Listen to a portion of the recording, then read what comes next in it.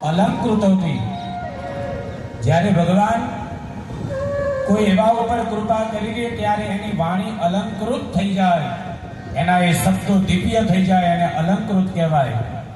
તો કે મુકમ કરોતિ વાચાલમ, એની વાણીને અમર બનાવી દે.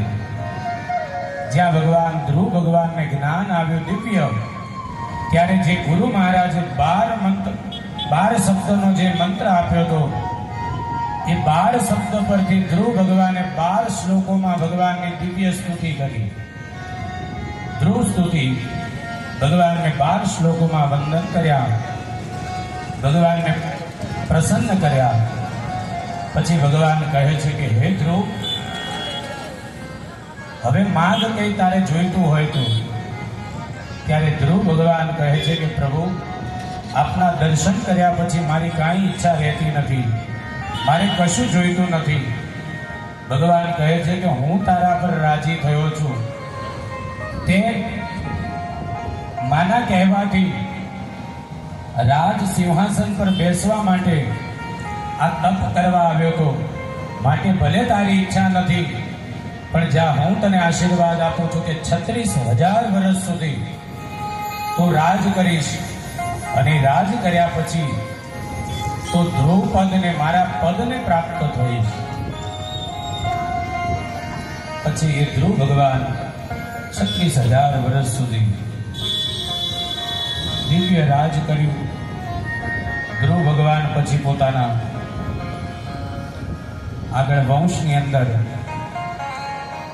પોતાના પુત્રને પોતાનો કાર્યભાર સોંપી અને ધ્રુવ ભગવાન પોતે તપ કરી અને ધ્રુવ પદને પ્રાપ્ત થયા. જ્યારે ધ્રુવ ભગવાન પોતે ઉપર જતા હતા, ત્યારે મૃત્યુદેવ પ્રગટ થયા અને કહ્યું કે ભગવાન, સીધા સીધા ક્યાં જાઓ છો? મારા મસ્તક ઉપર આપનો પગ અડકાડી દો, કારણ કે આ જગતમાં કોઈ મૃત્યુનો સ્પર્શ કર્યા વગર જઈ શક્યું નથી. પણ જો ભગવાનના નામનો દ્વાદક્ષરી મંત્રનો પ્રભાવ જો, કે સાહેબ મૃત્યુને પણ સામે આવીને પ્રાર્થના કરવી પડે છે કે પ્રભુ, મારા મસ્તક પર તમે પગ અડકાડો.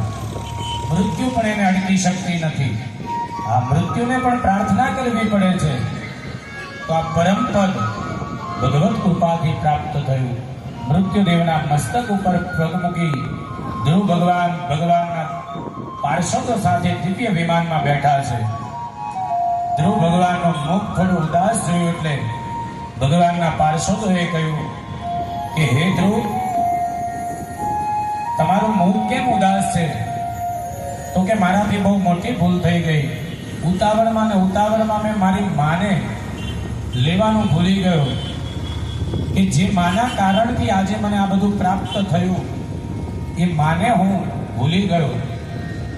ત્યારે ભગવાનના પાર્ષદો કહે છે કે હે ધ્રુવ ભગવાન, હે ધ્રુવજી, જેણે તમારા જેવા દીકરાને જન્મ આપ્યો હોય, તમારા જેવાની જે જનની હોય, એનો ઉદ્ધાર કેમ ન થાય?